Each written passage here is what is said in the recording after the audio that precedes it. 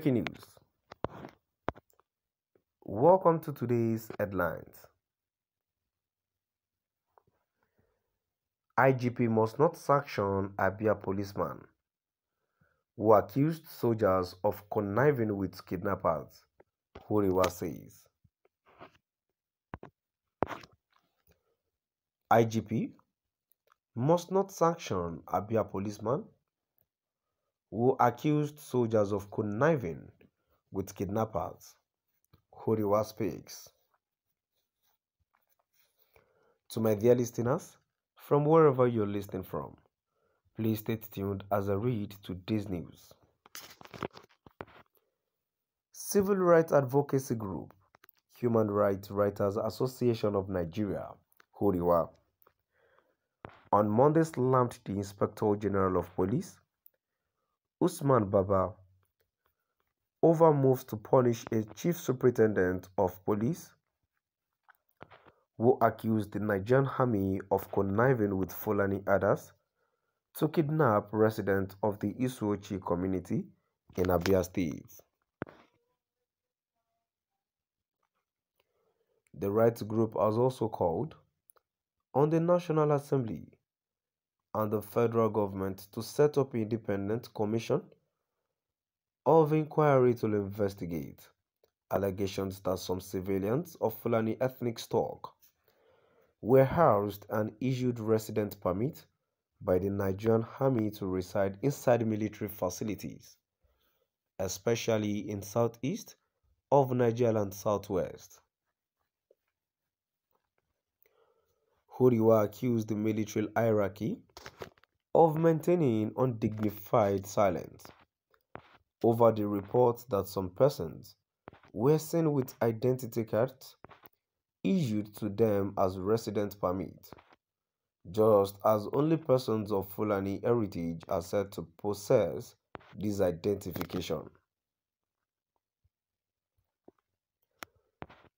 Huriwa, in a statement by its national coordinator, Comrade Emmanuel Owumbiko, hailed the police senior officer for telling the whole world the truth about what is happening in the southeast and connivance of security agents in the heinous crimes perpetrated by Fulani herders in the 5 southeast states.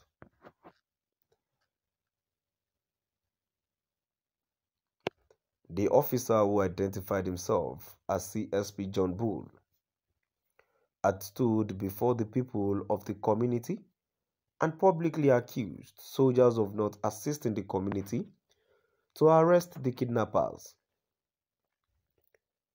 But first public relations officer Muyiwa Adejobi,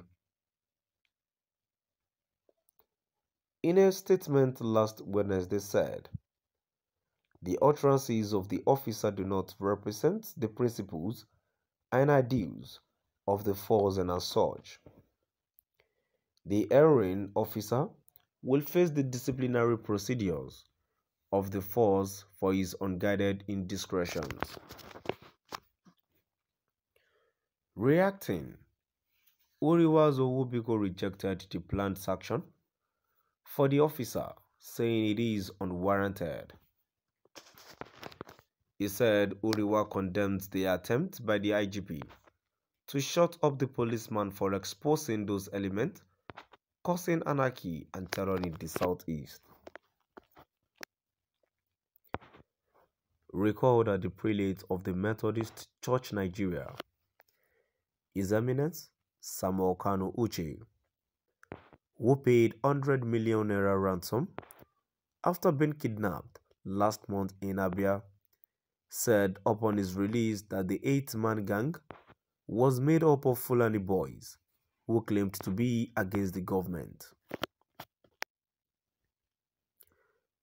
He revealed that only one of the hoodlums understood English, while others spoke full-fluent.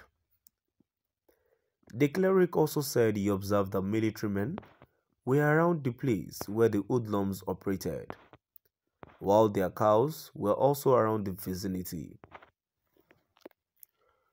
This is a gross indictment on the Nigerian army, and this should be thoroughly investigated and not swept under the carpet. The group further called for the probe on the discovery of secret identification cards allegedly issued to civilians of Fulani ethnic stock by the Nigerian army in the Southeast tagged Fulani Residential Permit. Oriwal also called the attention of all Nigerians to the alert issued by the indigenous people of Biafra that the Nigerian security agents, especially the Nigerian army, have allegedly changed tactics in the desperation to indict IPOB by resorting to planting bombs in Biafra land. IPOB has consistently denied planting IEDs in the Southeast.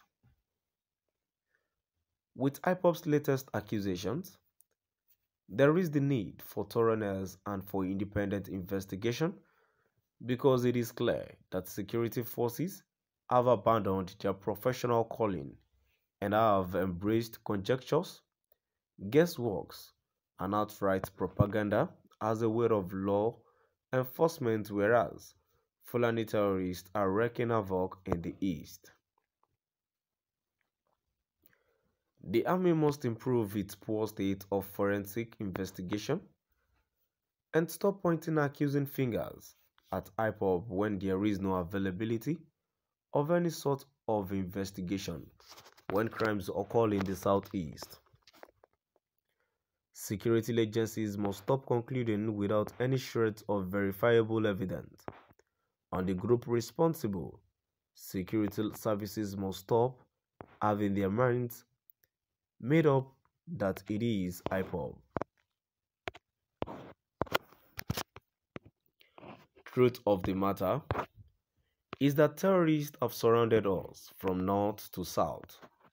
They have secured safe havens for themselves in our forest and launch attacks at will, the recent massacring of Søūtheast. Also, the government must watch itself of the allegation of the Intergovernmental Action Group against money laundering in West Africa, established by the Economic Community of West African States, which said Boko Haram splinter group, Islamic State West Africa Province, ISWAP, moved about 18 billion naira, $36 million generated from trading and taxing communities in the Lake Chad region through the Nigerian financial system annually. To my dear listeners, now we've come to the end of our today's news. Please do drop by